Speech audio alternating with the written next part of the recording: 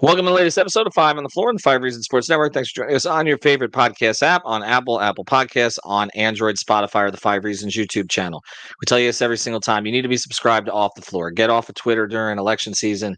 Just talk Heat 24/7 with us, with other fans. We've got almost 1,000 members on there.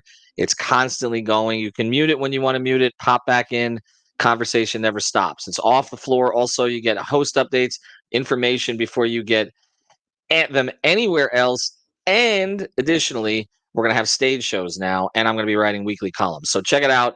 It's Off the Floor, link right here in the description. Also, check out the great sponsors of the Five Reasons Sports Network. Our off-day episodes of not Off the Floor, but Five on the Floor this year are sponsored by our friend Erik Rubenstein. You can find him at erikrubenstein.com or at 877-829-ERIC. That's 877-829-3742.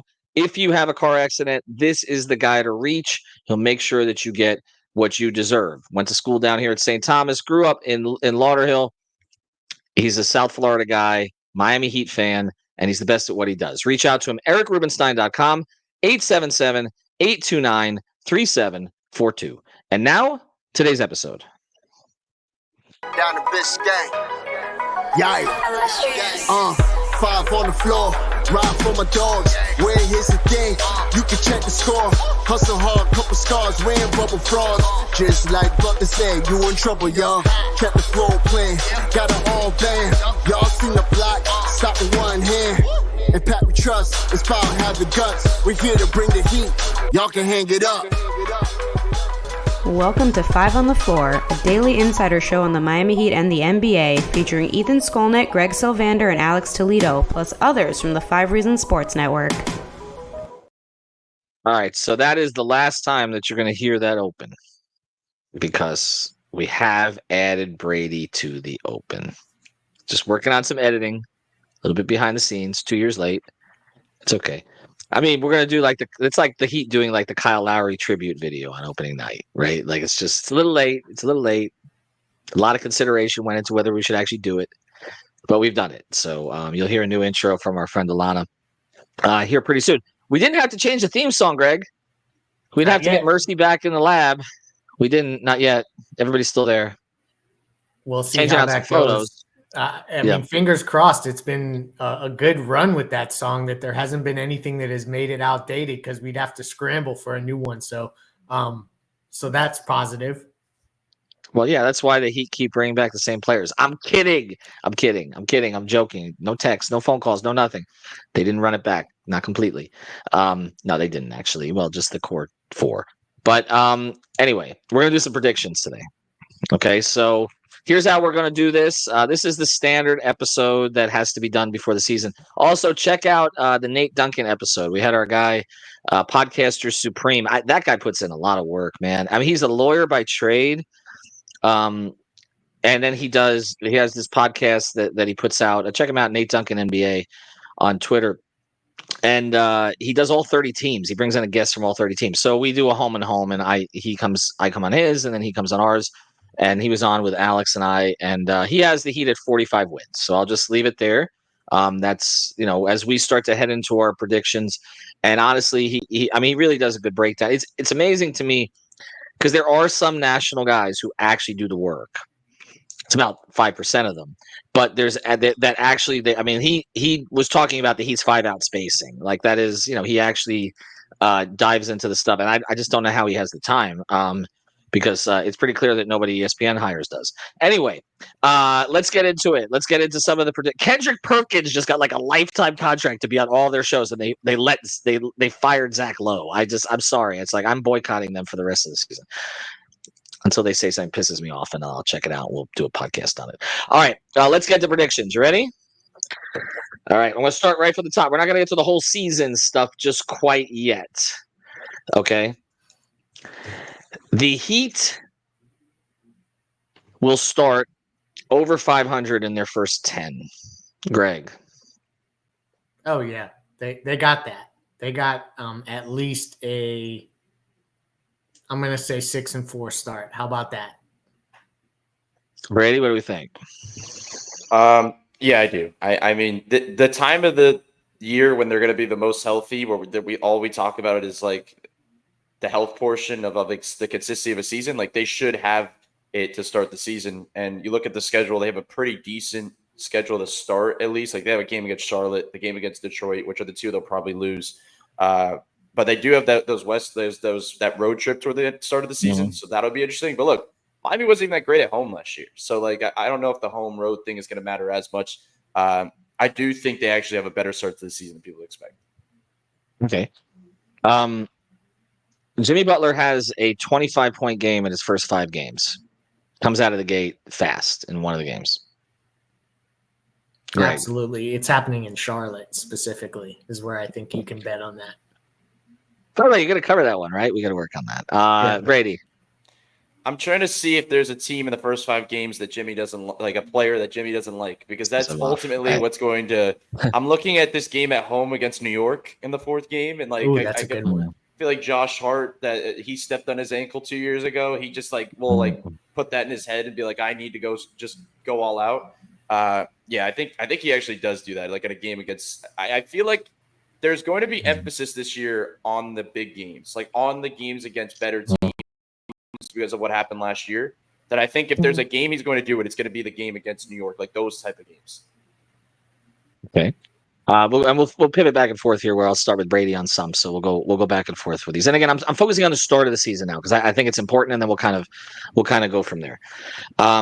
Over under on threes for Bam, 3-point attempts, first 10 games of the season, 25. Oh, I'm going solid over. He'll get up 30. I might go under. I think just a hot take that I think out the gate. I think he's going to get a lot of threes. Like I really do, because I think they want to unlock, and that unlocks a lot of the offense. But I think though it's not going to be the extent of the preseason where he's only standing out at the 3-point line. Like I think at least early in the season they're going to say, all right, let's get back to some of the things inside. I have a personal hot take that I think it's probably really bold, but I think Bam actually ends up in top 10 to 12 in free throw attempts this year. Like I think if anything opens up for him, it's the fact that teams guarded a little bit differently. He can put kind of a head of steam to the basket, and less mid-range shots for him means more opportunities where he's taking contact, do all that stuff, where I think the free throw attempts is what really rises. So I'll say hot take. I'll go slightly under. So I'll say he's shooting around 2 a game to start the year. All right. Start with Brady on this one. How many times does Tyler lead the Heat in scoring in the first 10 games? 5. Ooh, that's more than I would have gone. Really? I just see some like this, like we were talking about before, like those games like Charlotte and Detroit, and not saying like it's the only time you could score the most points against those teams. Careful. But I think those are the games where Jimmy takes a step back, and it's like Tyler and Terry, it's just going to be going all out. And I think if there's going to be a real emphasis of his scoring, it's going to be early in the season when some of the stuff that we saw in the preseason's carrying over, where it's this early spot up stuff. There's still an emphasis on no mid-range shooting. Like it's not game 50 where he starts lingering in there more and more. I think it's around 5. Greg, you don't think? I agree with him. I think Tyler's going to get off to a hot start. I just feel he's in a good frame of mind. His admission to Ira that he was in his feelings last year about the catch and shoot stuff.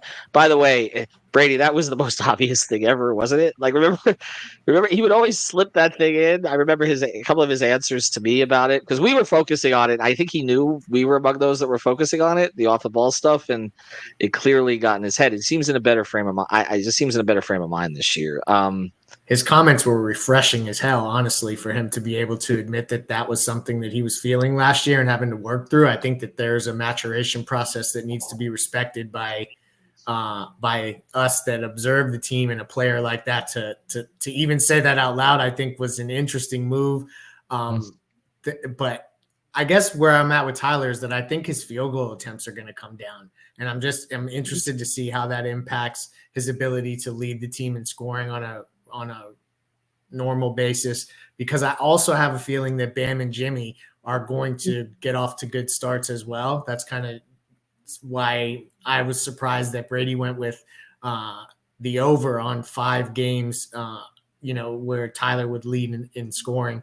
For me, I want to see how his field goal attempts shake out. Maybe I'm making too much of being off the ball, but that's something that I'm definitely watching. No, and also playing with Terry. That's the other thing. We have to see how that works, and that may cut into some of his attempts. All right, Greg, I'll start with this one on this. Over-under on games played for Jimmy Butler in the first 10, 8.5. Over. This is where my bold prediction will come in. So last year, the Miami Heat were 5th in the league in games missed due to injury. Just to put that in perspective here, Memphis, Charlotte, Portland, Detroit, these were some of the teams that had the worst. Philadelphia, Charlotte, Cleveland, and then Miami. Denver, Oklahoma City, Minnesota, Sacramento. Those were some of the healthiest teams last year, just to kind of show you both ends of the spectrum. I believe that the Heat this year will be in the top 10 in least games missed due to injury. I'm speaking it into existence. Least games missed due to injury, top 10 in the league. Somebody needs to. It's funny you mentioned too, because Sacramento being in the top 5 again. Like some teams just have good injury luck a couple of straight years. They have, because I said the year before that couldn't happen again, because Sacramento was first that missed the least games previous year, and then we're in the top 5 again. Brady, what do you think? I'd definitely say the over. I think there's going to be emphasis early in the season. And there's not a back-to-back until like the middle of November. I think it's around like maybe the 14th game of the season.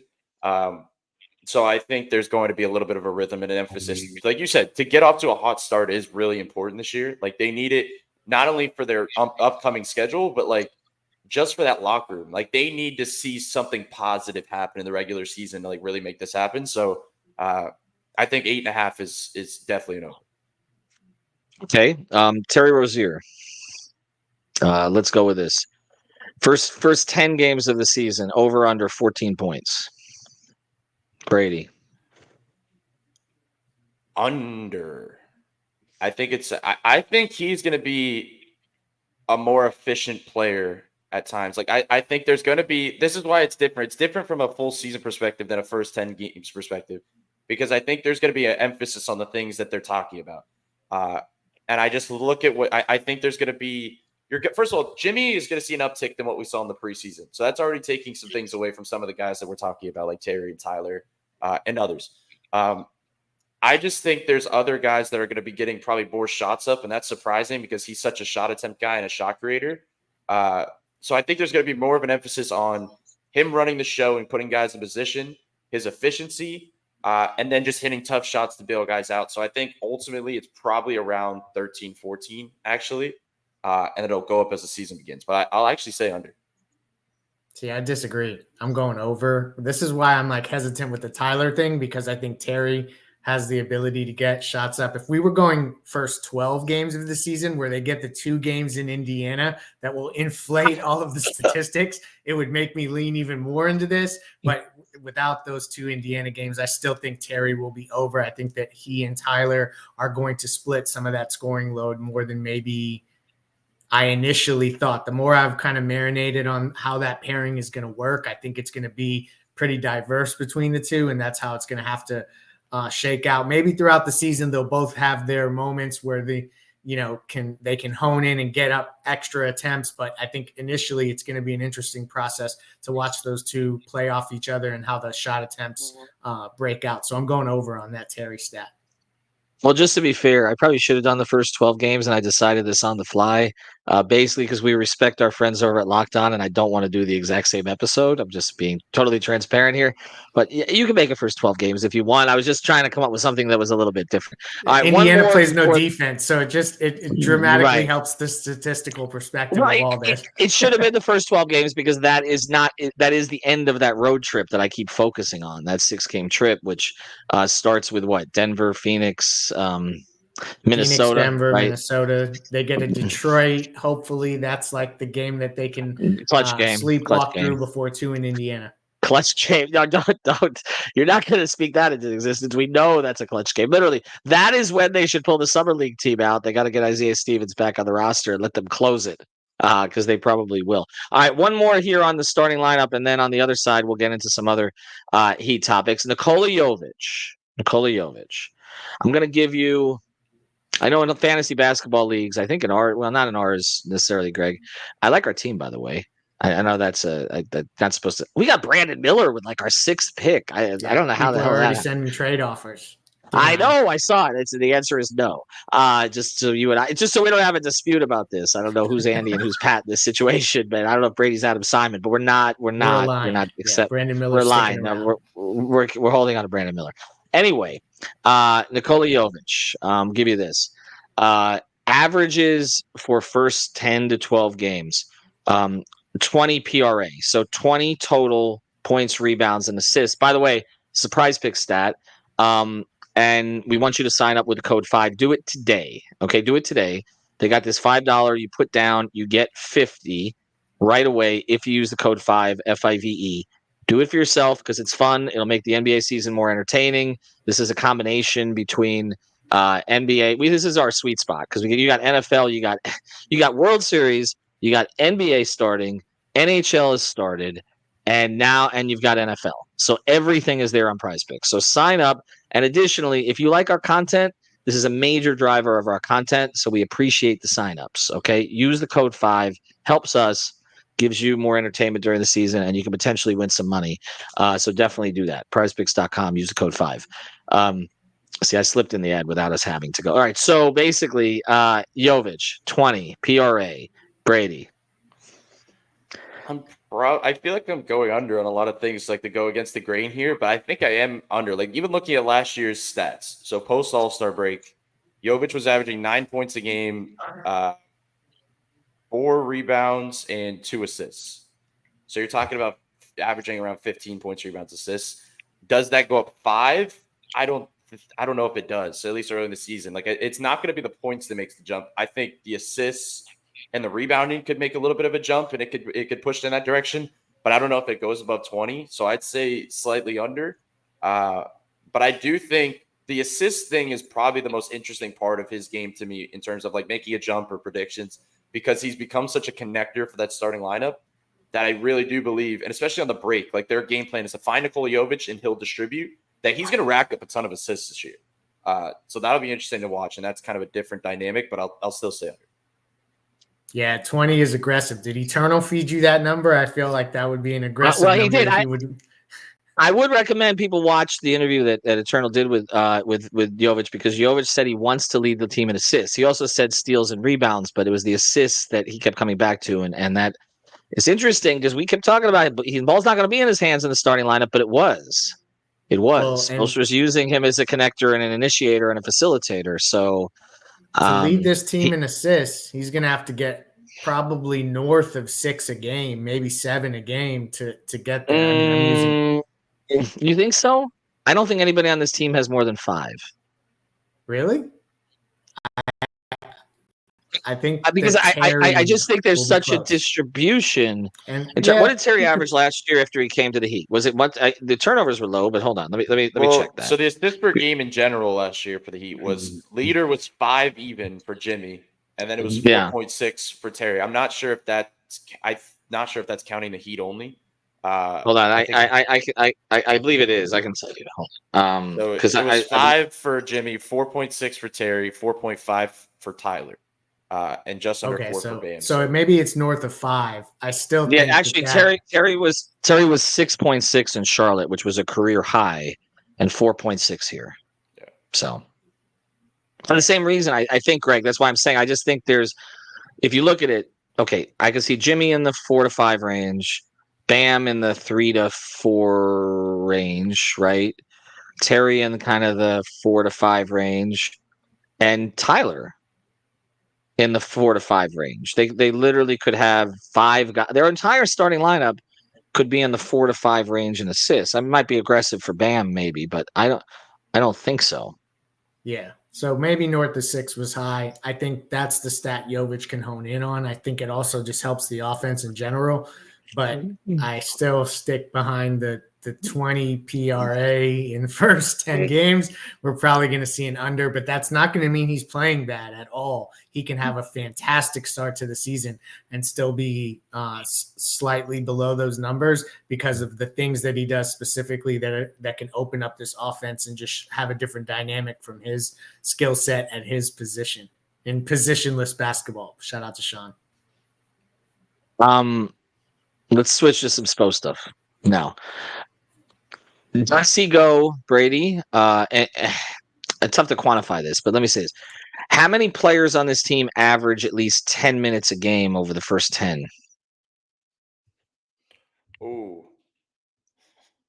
So it's basically like a decision between Assuming no injury. Assuming no injuries. Assuming health for the players that are currently available, and assuming Josh is not part of that mix yet, just because we don't know exactly when he's going to be back. I would say 9. I think it's 9. I still think they stick to a 9-man rotation early in the season. I'm trying to think. So Kevin Love, would Kevin Love be averaging 10 minutes a game? I'm not sure. I think Bam might. It's early in the season, so it's hard to tell how they're going to treat it in the first if they're trying to like worry about longevity across the season, especially talking about availability. So maybe he does. Bam plays around 38, maybe, and Love plays 10. I think it's possible. But I would say 9. And even if they mix that 10th guy in, if it's Burks or whoever it is, I'm not sure if he's going to get 10 minutes a game across 10 games. So I do think it's that. But I am, to that point, I am interested. We talked about the substitution pattern and kind of how that'll treat things. But I am interested just in the minutes distribution, like how they treat specifically Jimmy, like how much they're going to play in, like how much they're going to treat this. If it's going to be like how it always is, or they're going to try to ease things in a little bit more and same for the fourth quarter and do that type of stuff. Like that'll interest me more than anything. See, I think that they're going to get early in the season, early in this episode, we talked about how they're healthy. This is like a moment for them to seize the fact that they're whole and get off to a good start.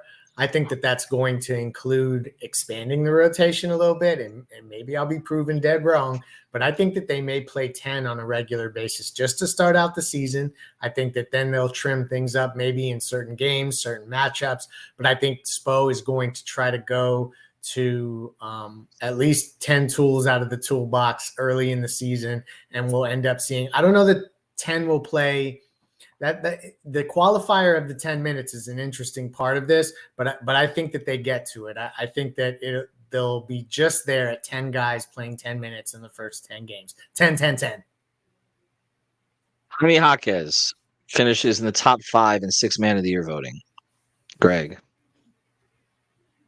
Top 5. I will say yes, but 5th. And it's going to be likely because there's going to be players on teams that maybe have records that we don't expect or just really, really good records. And if their statistics jump out, they're going to be higher in that kind of pecking order. But I think Jaime's going to have a huge year. He has a chance to up his scoring average considerably, but I don't know that he'll necessarily – I mean, I could almost see a world where I guess from year 1 to year 2, you don't get most improved player.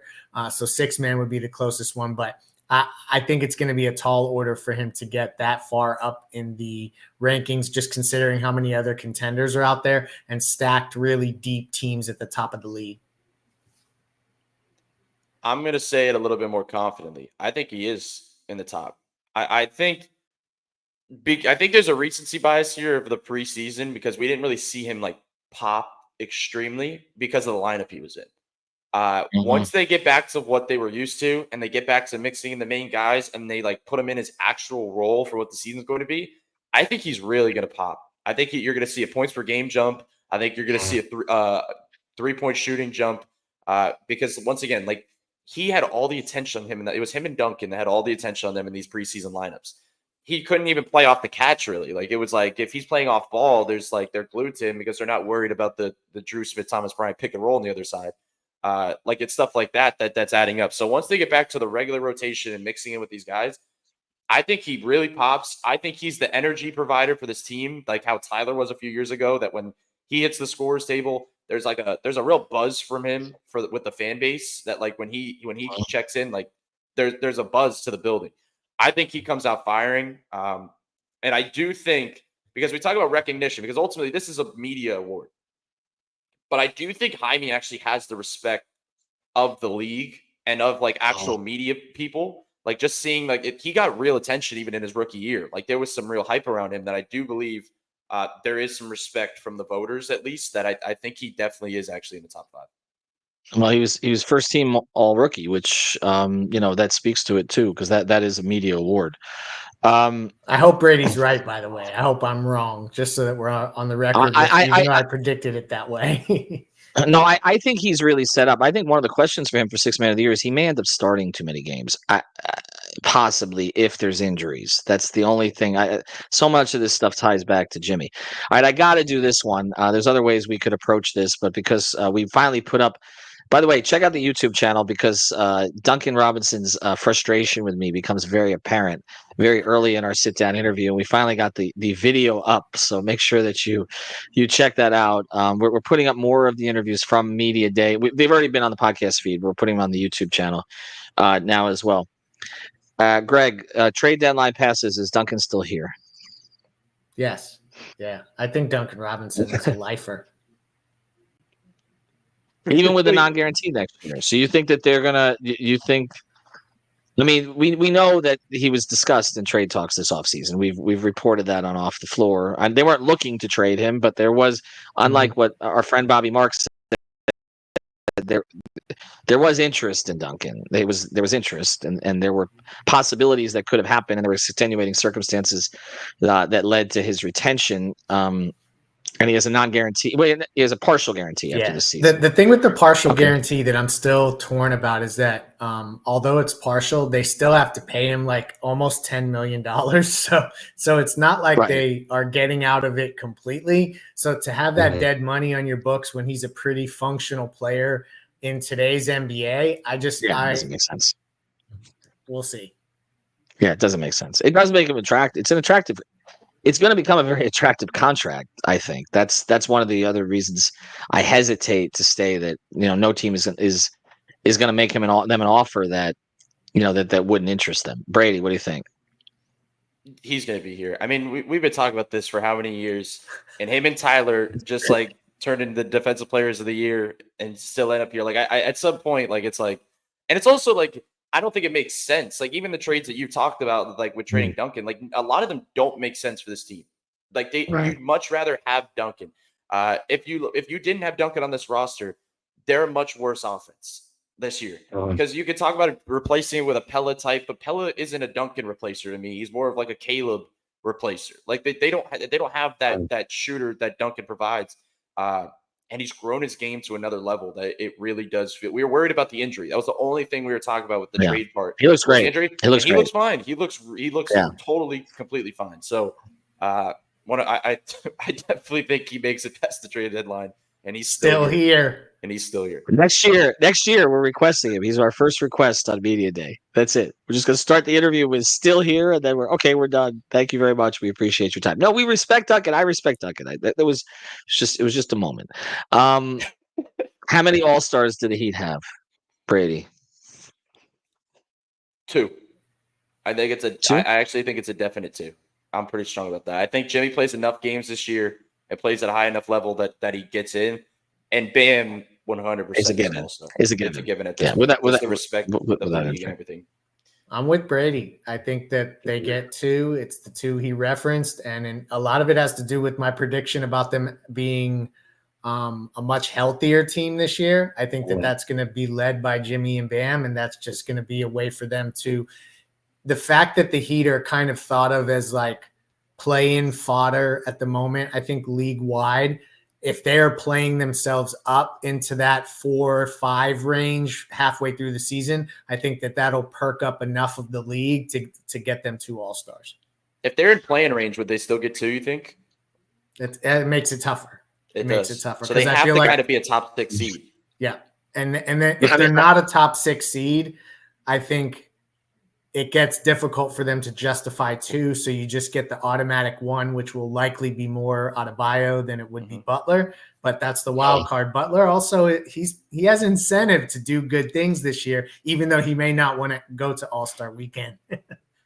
Right. Yeah, just getting named is enough. Him actually showing up is a whole nother matter. I mean, you got to look at it too. If we talk about those 6 or 7 teams that people expect to be ahead of, or around Miami's range, then you start picking it off and you're like, okay, there's some definite all-stars on there. Like Boston, if they're playing at the level they played at last year, could end up with 3, probably.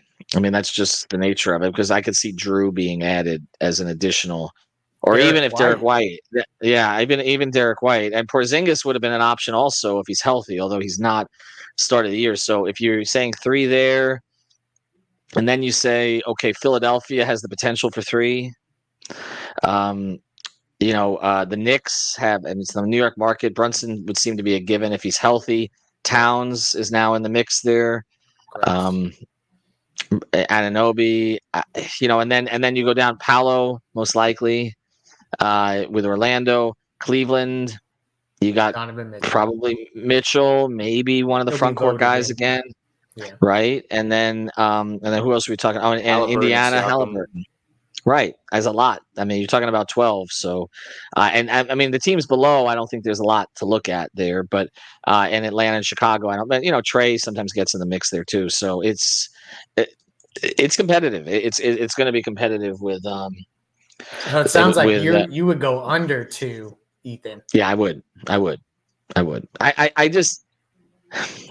I'm just so torn, and this is probably, I have a couple more questions, but this is probably the one we should come back to. I am just so torn on how the Jimmy thing goes. I feel like it went as well in the preseason as it could have. He said the right things, did the right things behind the scenes.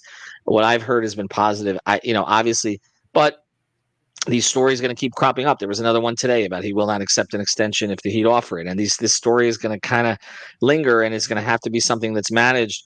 And also, he's to do the right thing for the team, which is to fit into more of a role, play defense and all. It is going to depress his numbers. So I don't know that we're going to get the numbers pop. I don't think that's necessarily in the best interest of the team. It's just his overall energy, activity, attitude that they feed off of. And that I think we're going to see. I do believe we'll see it. I do, because he's so competitive and people are telling him it's not going to happen. And he's just going to be like, F you, fine. I'll do everything that you guys want, not for you, but it's just like this, because people are doubting him to do it now. But I don't know that that's going to translate into the eye-popping numbers that the All-Star voters are going to be looking for. I don't know. If this team is slightly above 500, that would be my thing. I think Bam is a given now forever. Bam is going to be the Bosch All-Star, where it's just like, you just know he's not considered one of the top 10 guys that's named to the 2 All-Star teams, but he's just going to be there every year until he accumulates a ton of them, which is what Chris did. And I kind of feel like the same thing's happening. All right. First half of the season. Who plays more minutes, Ware or Larson? Brady. It's Larson. It's not really tough for me. I think the tougher question is who plays more minutes, Keyshawn Johnson or Ware in the first 41 games. And part of me still wants to say Keyshawn. Like, and this is no slight on Khalil Ware. It's just the reality of a situation that they're going to develop him early in the season. This is going to be a Jovic situation of last year. Can he play toward the end of this year? If the development goes and it's linear, and Kevin Love, they don't want to log him as many minutes, 100%. Like, I think he could be in the mix for probably the second half of the season. But the first half, I think Pella and Keyshawn probably log more minutes.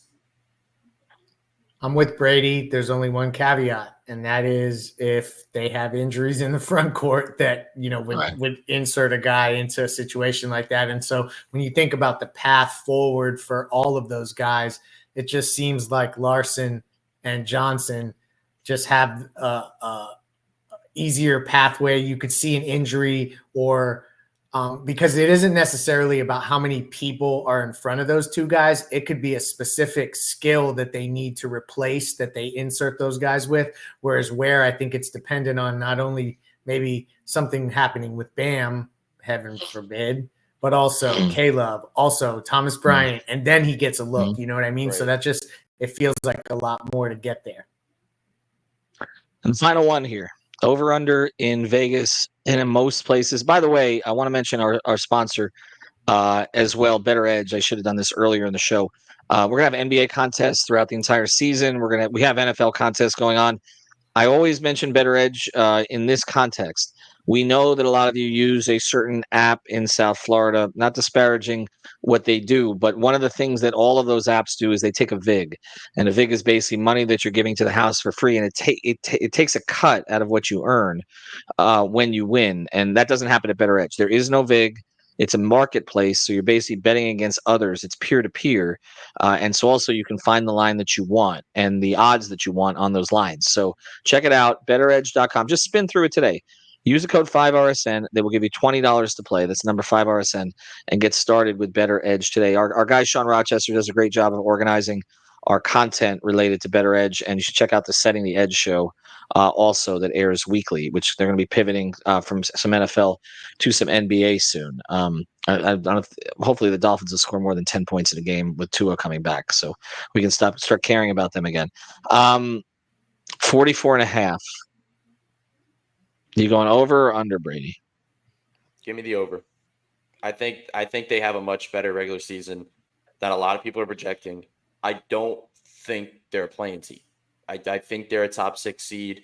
I'm not sure exactly where they'll land exactly, but I do think they find a way out just because I think last season was just a wake-up call. I think it was like a realization that they can't keep doing what they have the last few seasons, that there's going to be emphasis, as you talked about, not just from the players, but from Erik Spoelstra. And the fact that he's laying everything out there and he's putting real offenses and defenses together and not waiting till, post All-Star break, I think that matters. Like we talk about all the time, when guys go out, why do they win those games with the random guys at the bottom of the roster? It's because Spo coaches them up and puts them in a position to succeed on a random night. And it feels like that's what he's doing for good for the entirety of the regular season in a lot of ways, that there's going to be more emphasis here. I'm taking the over. I'm taking the over 44.5. Put on my Heat goggles, take a shot of culture, put me down for 49 wins. I'm going over. I think that they get to 49 wins. That's what this feels like to me as I think back to other Heat teams in the past, some of those Wade transition teams and such. They got to, the 46 to 48 mark. I feel like this can be an even more consistent group. 49 wins, right in the thick of the Eastern Conference top 6. I think it's going to be close, though. A lot of those teams at the top are going to feast on the teams at the bottom in the conference. Yeah. And so it's going to be an interesting race up top, but I got 49 wins for your Miami Heat. Yeah, the Heat better clean up against those teams. You cannot be dropping games to teams that are actively trying to lose, which is what's going to happen during the course of the season, because this draft class is strong as opposed to the last one. And you've got, I don't know all their pick situations off the top of my head, so some may not have picks or whatever. But I mean, you're talking about, you want this one to go away and just convince. Right, exactly right. Just Brooklyn, Charlotte, Toronto to a degree, Detroit, Washington. Like those 5 teams, they need to clean up. You cannot, you got to win 85 to 100% of those games because there's not going to be other easy nights. It's funny, we keep talking about the schedule, but it's like there's a soft pocket of the schedule because there's always going to be a team in there that is competitive. And even in the West, like there are teams like, for instance, like the Lakers and Golden State, which ESPN's going to obsess over, and I don't think either of them are going to be that good. But they can get you just if LeBron or Curry has a night. Like they're not going to be any easy nights this year, except with the exception of those 5 against the East, and it looks like, and Portland basically. And maybe Utah if they pivot completely. But even San Antonio is going to be trying this year. There are 13 teams in the West that are trying. In the East, I think there's 10. And 2 of those shouldn't be, but they're just confused, Atlanta and Chicago. I'm going to go over, but with a caveat, okay, is that they better start fast. Because if they don't start fast, then we're going to get the noise. And you start to get the noise, and then I've seen seasons just completely fall apart. And the noise in this case could lead to some kind of a trade which pivots you in a different direction, in which case then I think reaching the 44.5 is going to be challenging. But I do think they go over. I'm saying 47. That feels about right to me. I think 49 is aggressive, Greg. I get it. I don't necessarily see a 50-win team here just because again, because I think the top 6, 7 in the East are pretty good this time around, and I think that's going to be. And you're facing those teams 3 or 4 times, so that starts to accumulate a little bit. But I like their mix. I do. I like the direction of it. I like that they have some flexibility roster wise going forward, and everything we want to see this preseason in terms of internal development we saw. And I have faith in this, and I think there's a key thing. I think the coach is energized. Like I've been around him a long time, and you can tell certain years where he knows he doesn't have the pieces, but he's trying to make the best of it. I think he has some toys to play with here, and I think his willingness to not be stubborn, which he can be at times, to not be stubborn and to innovate in the open, and be like, fuck it, we're gonna do what's best for us, okay? We're gonna show all this stuff now, and we're gonna get it right where it doesn't matter if you know it's coming. Like I like that kind of I like that attitude with him having, instead of all this closed up shit. Different. It doesn't just you know what I'm saying? Like just we're gonna be about us. Like and I don't have this and I don't have that, but he's already convinced Tyler to take a role that a lot of people didn't think he would accept. And I know he's starting, but I'm talking about the off the ball not in his hands. And he's got I know the guys are saying the right things, but I feel like they believe the right things right now, which is 2 different things. I just think it was a very, very good camp. And I think what he said, and I don't think we focus on this enough, it may have been the best thing for them to finally go out in the first round. It might have been. I just think this group needed an emotional break from everything for the past few years. And it's just like, all right, they got to a point where there was no chance. They didn't have Jimmy in the playoffs. They were playing Boston. There was no chance. Take the L, take the extra 2 months, and everybody got healthy, and the mind state is better. So I just feel I feel like we could look at it. They had the short off season, and then that year they got lost to Milwaukee in the first round, and then they came back and they finished first in the East. Brady has a final take too, though, by the way. Go ahead. Take it. My final hot take is the Heat make a run in the in-season tournament. I look at their bracket, and I'm looking at like Toronto, Detroit, Milwaukee, who we all think could take a little bit of a step back. Indiana's the one swing team because they just had a run in the in-season tournament. But my random hot take is Miami makes a deep run in the in-season tournament just for no reason. Like Jimmy, everybody always acts like he doesn't care about stuff in the regular season, all stuff. Purposely, he's just going to go on a run in these in-season tournament games, and they're going to make some noise. Content.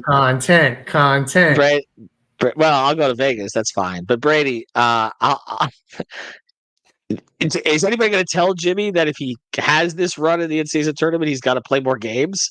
No, well, they're just going to go to the conference finals of the in-season tournament. They're not going to actually play the extra game. They're just going to just to prove it.